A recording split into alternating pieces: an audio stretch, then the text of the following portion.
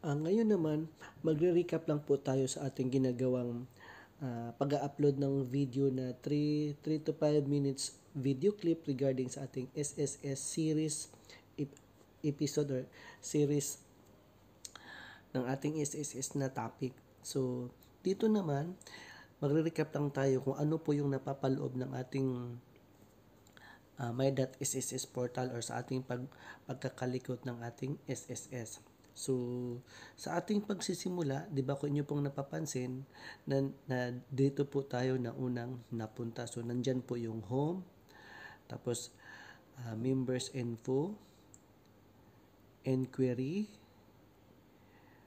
ano ba yung sunod ng enquiry? So, benefits, loan, services, payment reference number or PRN, then log out.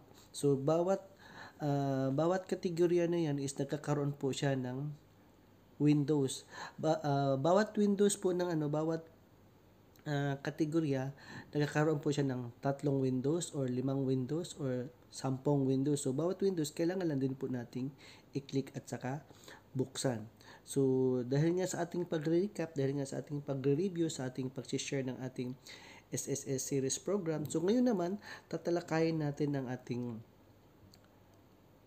whole SSS series episode. So, kung inyo pong napapansin, dahil po nagbubukas po ako doon sa ating members info, at saka doon sa parang sabi ko nga is review muna or recap para nawa inyong masundan, nawa inyong masubaybayan, nawa inyong maintindihan kung paano po tayo nakakalikot ng ating SSS portal or ng ating SSS contribution. So, kung inyo po nasusubaybayan, home, members info, enquiry, benefits, loan, services, payment reference number, and logout or yung isa is PRN. So, ano nga ba ang payment reference number? So, base dito sa ating pagbubukas, kung inyo po makikita, nandyan po yung purpose, meron po siyang selections, meron po siyang region, meron po siyang branch. So dito sa part na to, kung pipindutin mo nung arrow down key ng bawat let's say purpose, region at saka branch, diyan mo makikita kung saan ka nakapag-apply ng SSS.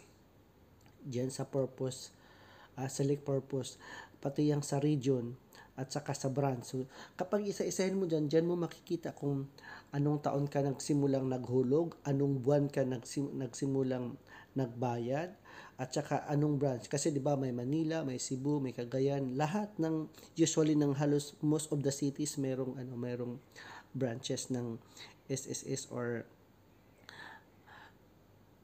offices.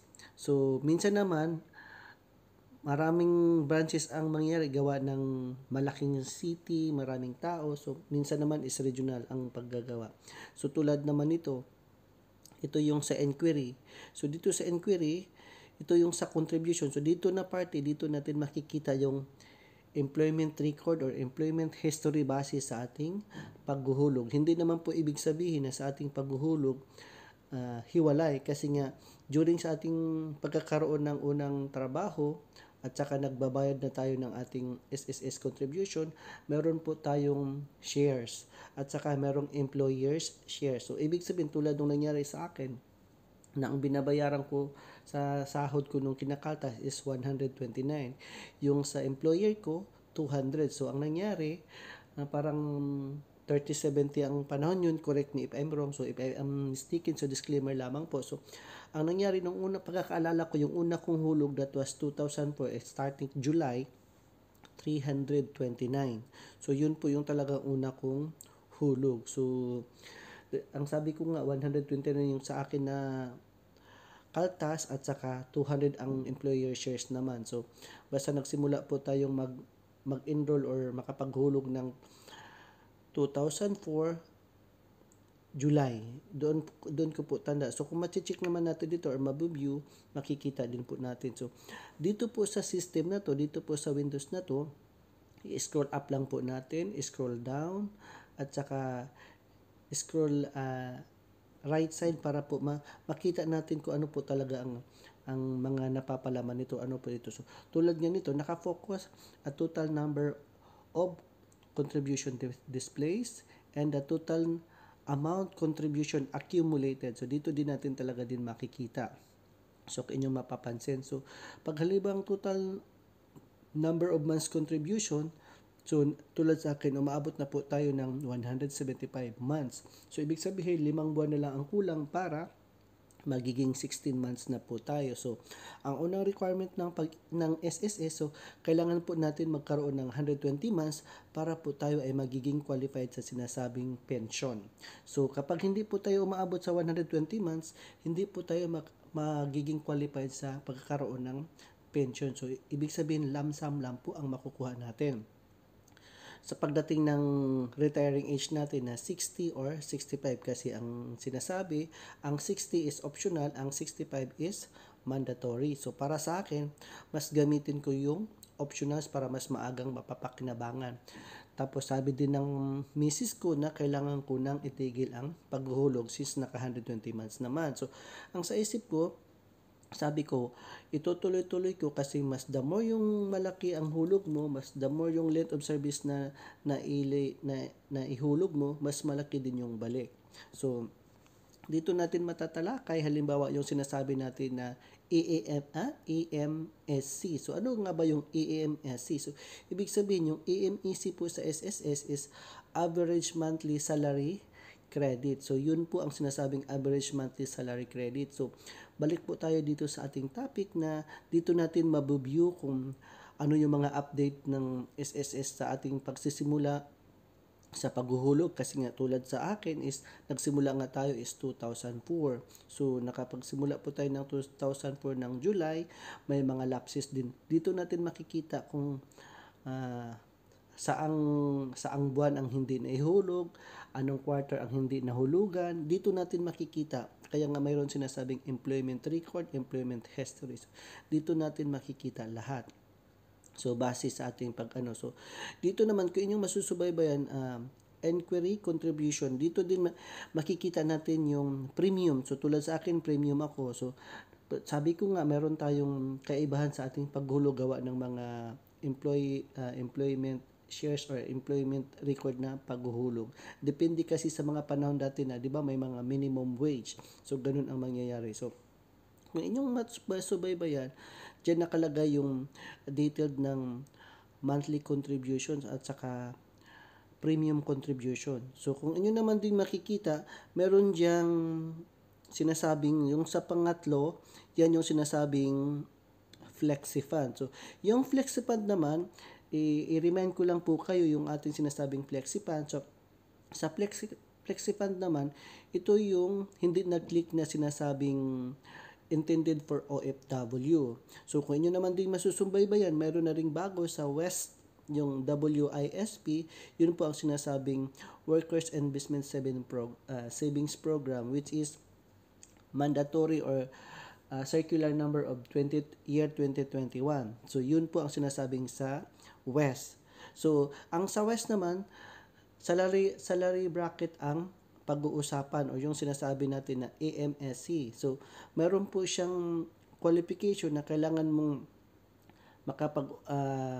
kailangan ba yun 20,000? Kapag umabot ka ng 20,000, may sobra kang mapupunta, magiging West ang masusunod. Ngayon, kapag hindi ka umabot sa salary na 20,000, hindi mo parang walang papasok sa West. So, yun po yung requirement ng ng SSS circular sa ating West. Then, sumunod naman is yung sinasabi natin doon sa West Plus. Ang West Plus naman, ito din yung sinasabi natin na katumbas ng pag-iipon doon sa Pag-ibig MP2 Savings Program. Ang sa West Plus nga lang is isang account lang po tayo, so magiging lifetime na po siya. So meron din po siyang calculation. So dahil nga bago pa po itong ating West Plus, kasi ang ating West Plus, ito yung dating FlexiFund, which is hindi po siya nakiklik para sa mga OFW. So dito natin makikita kung paano po tayo mag-apply. So, meron tayong mga tutorials regarding sa ating West Plus, kung paano tayo mag-apply ng West Plus online, paano tayo mag-registered, paano tayo magkalikot ng ating SSS portal. So, kung inyong nasubaybayan, kung inyong nasundan sa ating pagpapatuloy, ito po yung ginagawa natin na paraan dahil tayo po ay naghahanap ng extra income para sa ating paghuhulog ng SSS West Plus. So, dito makikita nyo na invalid session. So, dyan, dahil nakikita ninyo na invalid session, nakafocus dyan, so uulitin natin yung sinasabi natin na SSS West Plus kung paano tayo makapag-open. So dahil nga hindi pa siya nag-move, so kung nakafocus tayo sa West, ito po yung circular number ng 2021, yung Workers Investment Savings Program. So dalawang kategorya nga ang napag-usapan natin dito na meron siyang salary bracket na kapag hindi tayo umabot sa 20,000, hindi tayo makapasok sa West Plus, sa West Valley. So, kung West ang pag-uusapan, dalawa kasi nga meron siyang intended for salary requirement. So, disclaimer lamang po, correct me if I'm wrong. So, ang sa West is about salary requirement. So, basta category siya ng salary. Sa West Plus, ano din siya, saving investment siya na parang kakompetensya ng Pag-ibig MP2 Savings Program, pero para din siya sa lahat. Unlike nung dati na yung sinasabi nating Flexi Fund na intended for OFW, ito naman is walang pinipili as long as member ka ng SSS. So sa ating pagpapatuloy sa ating West Plus. So tulad sa case ko, nakapag-apply ako ng aking West Plus is November 15, 2023 dahil nga bago pa to. So nagsisimula ata to is 2021, so since hindi pa siya masyadong nag-click, so wala pa siya sa system ng international kung paano maghulog ng West Plus savings program. Kasi nga nandito po ako sa United Arab Emirates, so nag-inquire po ako na mag-apply ng West Plus at saka maghulog mismo sa remittance center. Hindi po ako nakapaghulog, hindi po ako nakapagpadala, gawa ng wala pa siyang sistemang tumatanggap ng bayad. Unlike sa ating Pag-ibig MP2 Savings Program, basta may account ka, pwede ka nang maghulog. Kaya nga ako naghulog sa ating remittance center dito sa United Arab Emirates kasi nga para po magkaroon po tayo ng savings. Meron na po tayong account. So ang nangyari nga, dahil nga hindi pa po siya ganun ka established, so kasi simula pa lang, so at least napapasalamat po ako na nakapag-open po ako ng 5,000 peso last November 15, 2023. So meron na po tayong aantayin. Ang sabi naman nito is parang 5 years maturity, pero hindi po siya mag-i-stop until 5 years. So unlimited na po siya hanggang sa pagtanda natin. So consider pa rin siya as our retirement savings options. So mas the more ang ating maihulog or maisisave, mas malaki din ang kita kasi nga sinasabing tax free din ito. So government guarantee din siya. So ito yung pangalawang options na pinagkaabalahan natin bukod sa MP2. So pinapakita natin dito ang beginning account is 0, current year, contribution, investment income, others, and so 000 pa rin talaga siya. So close lang natin. So dito natin makukuha ang ating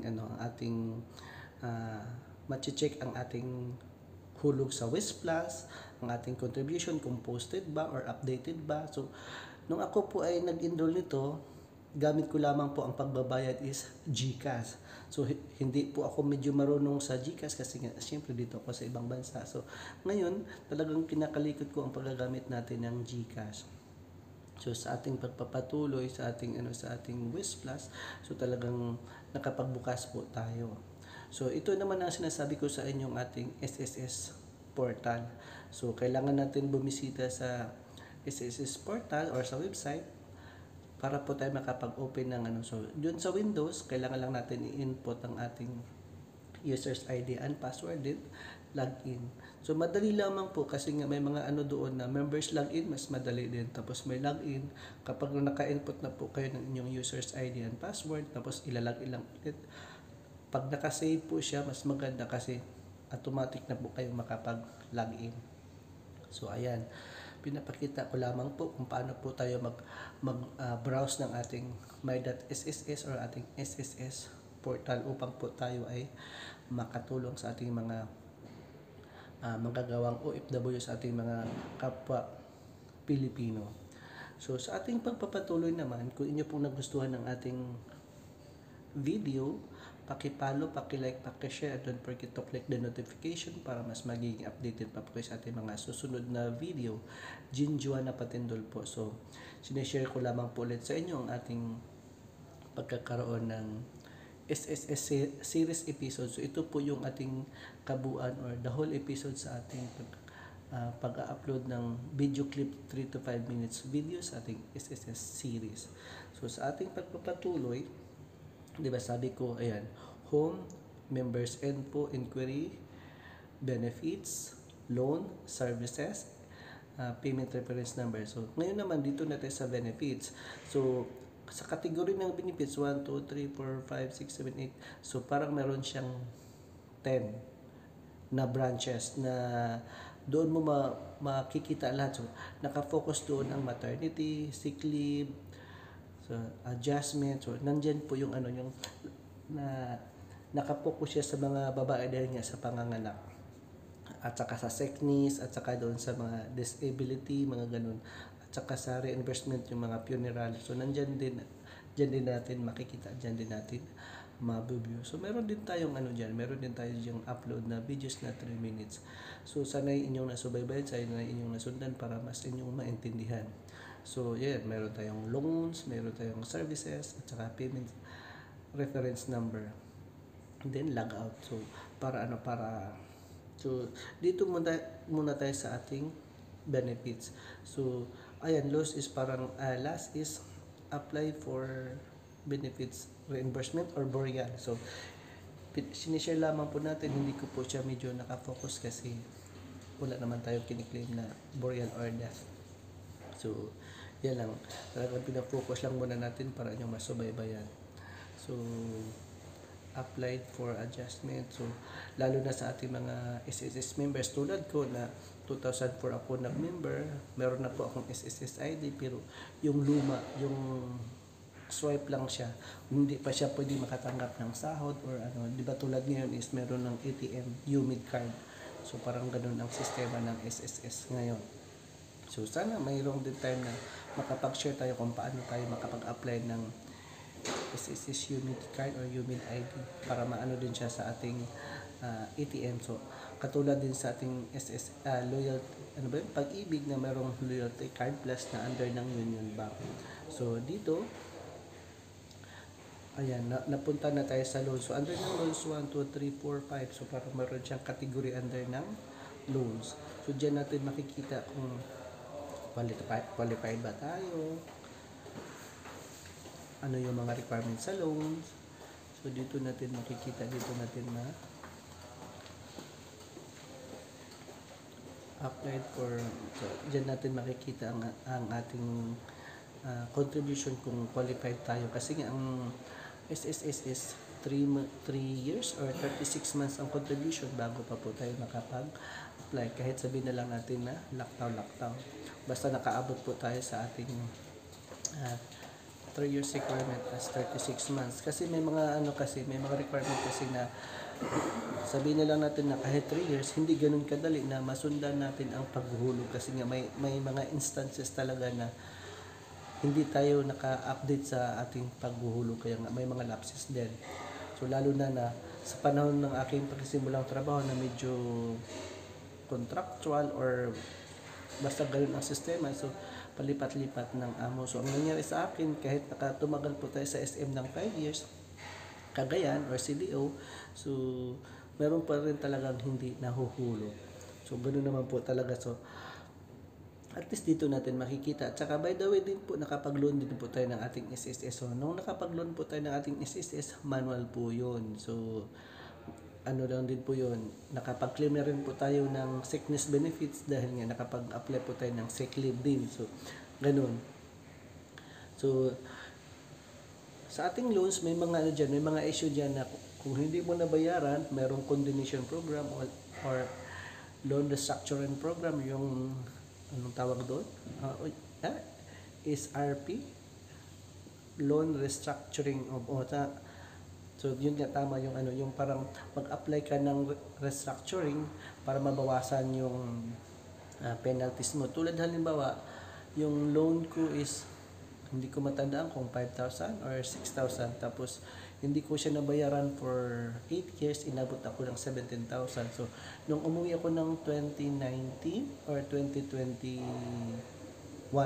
so nung umuwi ako ng 2021, nag-apply ako ng loan restructuring program na instead na 19,000 yung aking penalty ng aking SSS, nakapagbayad lang po tayo ng 9,000, almost 10,000 din. So nawala yung 9,000. So yun ang kagandahan ng ating loan restructuring program. So ayun, pinagpatuloy pa rin natin. So ngayon, dahil nga nagkaroon ng mga update sa hulog sa ating contribution, medyo nagtaas kasi nga nagsimula ng 329, nagiging 400, nagiging 500, tapos 530, 550, 560, 960, tapos ano pa ba?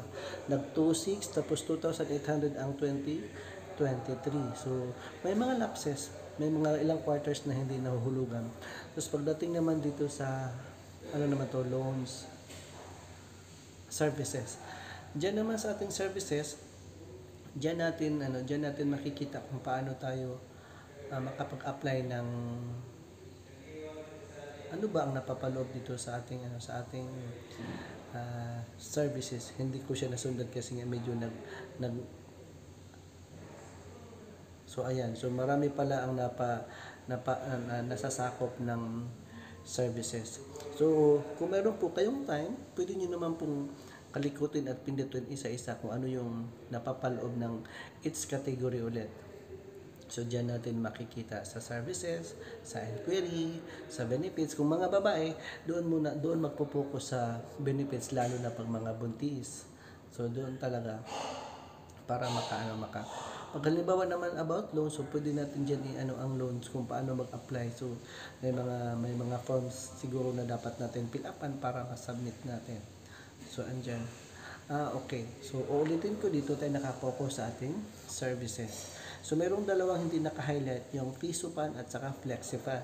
So, yung PISUPAN at saka FlexiFan, long time ago, ito po yung pinopromote nila na program na lalong-lalo na sa ating mga OFW na intended for OFW ang FlexiFan. So, ang PISUPAN intended lang din sa mga nasa Pinas. So, government employee ka man, private employees, or parang ganun. So, private sector. So, dyan natin makikita. So, ngayon, dahil ang focus natin is how to enroll West Plus. So, i-click lang natin yung Enroll West Plus. Yan yung pagkakalikot natin o yun yung pag-a-apply natin ng West Plus online. So, ayan. Ano ba to?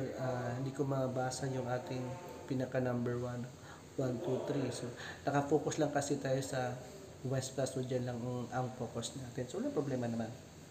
So, ipagpatuloy pa rin natin. So, West Plus. Ang West Plus is under ng services. So, ulitin ko. So, ayan yung so, payments and contribution yung nauna siguro. So, sa payments and contribution, ayan, dyan mo makikita yung history o records. Dalawa, dyan mo makikita yung kabuang hulog mo, pati yung actual premium of contribution. So, ako, I'm considering myself as premium contribution. So, dito natin makikita ang details. Kung anong taon, ilang buwan, kung magkano na po yung kabuang hulog natin sa as per month, as per amount. So, ang sa per amount is accumulated amount po. And then, sa buwan na po, yan po yung total number of months na ating nahulugan. So, dito natin ma-view, dito natin makikita. So, since 15 years po tayo dito sa ibang bansa, sa United Arab Emirates, so, sa kasamaang palad, kasi may mga lapses din po tayo. So, hindi po ako nakapaghulog ng 4 na taon. Tapos, kung 15 years tayo dito, so 10 years. So, hindi naman ibig sabihin na nakompleto din natin ang hulog ng 10 years kasi nga, di ba, may pandemic tayong naranasan. So, hindi rin natin nahulugan. Basta may mga lapses po tayo. Minsan sa isang taon, first quarter, minsan last quarter ang nabayaran or nahulugan, minsan may 6 na buwan lang. So, ganun po, laktaw-laktaw or mga lapses na ating paghuhulog.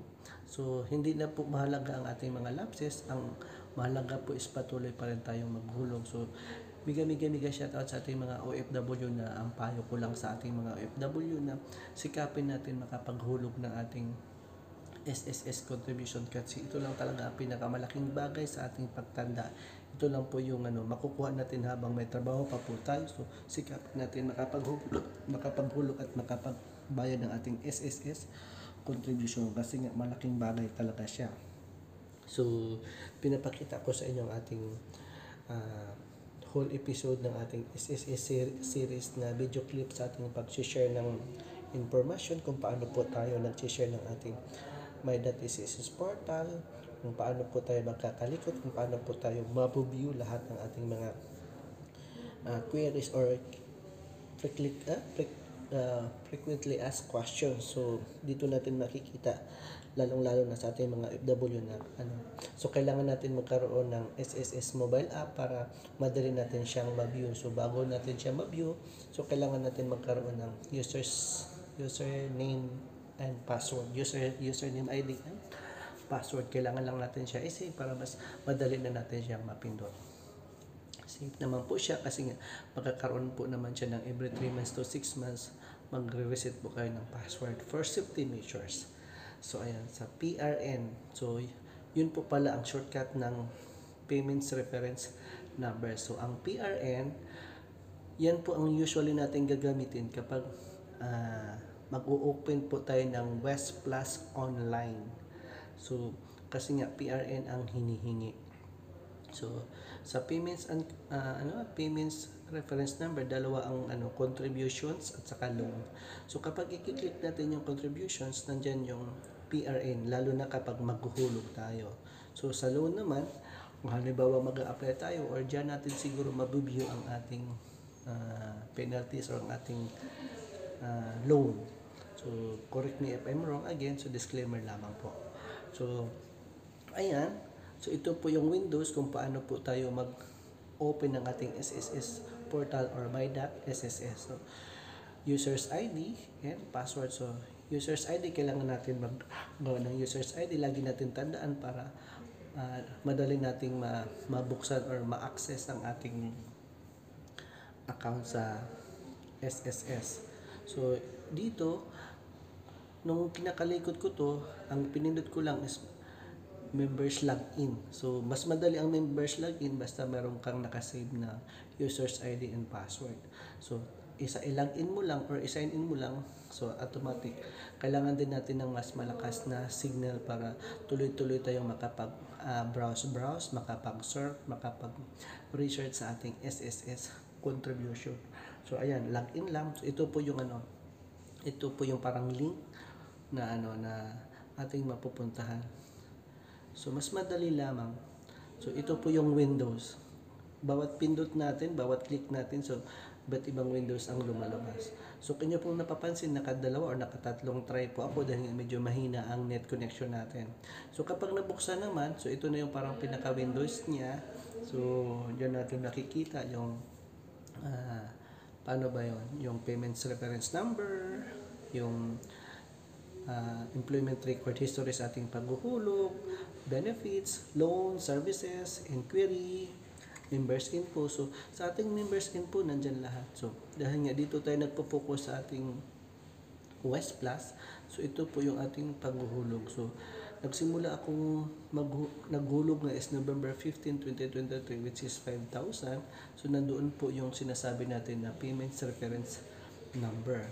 So, kapag i-click natin yung contribution, ayan. Sa contribution naman, dalawang options po ang lumalabas. Sa contribution, kapag i-click natin yon, so kung halimbawa maghuhulog tayo, pwede naman. So, dyan natin makikita. So, dalawa ang paghuhulog natin. Meron tayong paghuhulog sa ating monthly contribution sa SSS at saka sa ating West Plus contribution. So, tulad halimbawa, itong pinakauna, membership type. So, ang membership type, tatlo po ata ating pagpipilian. Meron diyang OFW, self-employed at saka employed. So, kapag employed po kasi, magkakaroon ng employer share. Kapag self-employed, voluntary ka po maghuhulog. Tapos kapag OFW, tulad sa ating mga OFW nga, seafarers, land-based, so ganun, migrant workers. So ngayon naman, mayroon dyan nakalagay na from at saka to. So kung contribution, so halimbawa magbabayad ka ng good for 1 year, so pwede mong bayaran January 2024 to December 2024. So yan yung from sa January, yung to is December. So kung halimbawa ang paghuhulog naman natin is about West Plus, pwede naman natin siyang ihulog as buo kung meron tayong malaking capital, ganun din. Tapos, kung magkano yung, halimbawa, magkano yung contribution natin. So, select premium. So, premium ako dahil nga 2,800 yung binabayaran ko, peso yun. So, 2,000 kung i-times natin na let's say 6 months, so magkano yun, or 5 months, or 3 months. So, ganun. So, ito yun. Select type, voluntary and OFW. Membership type. So, yan yung mga pagpipilian. So sa West Plus, kung i-click natin yung box sa under ng West Plus, yan po ang mangyayari na ano. So sa West Plus amount, sulat halimbawa ng binabayaran ko is 5,000. So 5,000 po yung sinusulat ko na West Plus amount, total amount is 5,000 din. Then submit. I-click lang natin submit para mag-go through. So ito lang po i-share natin base sa ating pag-share ng ating SSS series episodes. So, ito naman is ang kabuuan. Naway inyong masubaybayan nga para inyong masundan ang ating pag-upload ng ating 3 to 5 minutes video clip sa ating SSS series. So, marami tayong mga topics na pwedeng pag-usapan at i-discuss dito. So, sa ating pagpapatuloy, nakapokus pa rin siya sa West Plus. Dito tayo banda. So, PRN, so Payment Reference Number ulit. So, para tayo ay makapagpatuloy sa ating paghuhulog. So, again, ito yung windows niya, Home, Members Info, Enquiry, Benefits, Loan, Services, and Payment Reference Number, and last, Logout. So, kailangan natin i-logout para safe. So, ayan. Under ng Members Info, 1, 2, 3, 4, 5, 6, 7, 8. And then, Enquiry, something like 5. Sa benefits, medyo marami, particularly sa mga babae nga kasi nga more on maternity, sick leave, kay mga anak. So, naway nakapagbigay po tayo ng karagdagang informasyon sa ating mga kapwa OFW sa ating paghulog ng SSS contribution. Malaking bagay po, malaking tulong po sa ating sarili na pagdating ng araw. So, naway nakapagbigay po tayo ng karagdagang information at sa kalinaw. So, miga shout out sa ating mga OFW na patuloy pa rin nagtangkilik sa ating paghuhulog ng SSS contribution. At sa mga OFW naman natin na hindi pa nakapaghulog, simulan na po natin. Kasi nga, ang sabi ko, ito po ang pinakamalaking bagay. Kasi nga, marami po tayong napapanood sa mga TikTok, lalong-lalo na yung kababayan natin sa Singapore or Hong Kong ba yun yung single mom siya na nananawagan na kapag tayo po ay nagtatrabaho, magtabi din po tayo para sa ating sarili, huwag natin ipapadala lahat. So, ganoon naman po talaga tayo mga OFW. Meron po akong isang napanood na latest na TikTok doon naman sa Canada na nagiging homeless siya for 17 years kasi nagkaroon ng issue ang kanyang kinakasamang asawa or asawa niya. So, yung asawa niya ay sumama sa iba. So, medyo ibang topic na po yun. So, talaga ko po, talagang sinisikap ko po talaga na lahat kahit sa ang location ako mapupunta sa work assignment ko, pinipilit kong pinagsabihan yung mga katrabaho ko, yung mga staff ko na magpatuloy sa paghuhulog kasi iyon ang pinakamalaking bagay. Kasi tulad halimbawa sa case ko, 15 years na ako pero 15 years ako dito sa Dubai, 5 years ako nagtrabaho sa SMCDO. Tapos kita mo, balik ko baga 20 years na pero ang naihulog ko is pa lang 175 months. So 5 buwan na lang para magiging 16 years. So yun nga, dahil nga may mga lapses tayong hindi nahulugan, mayroon tayong mga discrepancy. So yun, kung sabihin na lang natin na 15 years na ako dito sa Dubai, tapos kumbaga yung inabot kong 15 years dito sa Dubai, hindi man lang umabot ng buong hulog ko kasi nga, di ba 16? So, 5 buwan na lang. So, paano na yung limang taon kong pinaghirapan sa SM? So, ganun ang sistema. So, once again, thank you for watching. Stay safe, God bless, and naway nakapagbigay po tayo ng karagdagang kaalaman, karagdagang impormasyon para po sa ating mga kapwa OFW or kahit man sa ating mga kababayan na paliban-liban ang trabaho, contractual. So, patuloy pa rin tayo sa hamon ng buhay na ipagpatuloy ang ating paghuhulog ng ating SSS contribution kasi malaking bagay po ito pagdating ng araw at pagdating ng panahon. So ako laking pasasalamat ko. I'm so grateful, I'm so thankful na naka 175 na po ako. At saka kahit naman po paano, pwede na po talaga akong tumigil pero ipagpatuloy ko pa rin para mas malaki ang balik sa atin. So ito po yung naghahaang system natin kung paano po tayo mag-open ng ating SSS portal at saka sa ating pag-i-enroll ng West Plus. So ito po yung topic natin ng ating napag-uusapan sa West Plus contribution or how to open West Plus online. So naway nakapagbigay po tayo nito ng idea. Naway inyong nasundan. So once again, follow for more, like for more, stay safe, God bless, and thank you for watching and thank you for supporting my channel, Jen Juana Patindor. So mega shoutout sa ating lahat ng mga OFW. And patuloy pa rin tayong maghuhulog at saka kahit may lapses, wala namang problema. Basta tuloy lang sa hamon ng buhay sa ating paghuhulog ng ating SSS contribution. So mega shoutout sa ating lahat. Naway inyong nasundan, naway inyong nakapagbigay ako ng karagdagang impormasyon. Maraming salamat po. Thank you for watching. Bye-bye. See you in my next upload.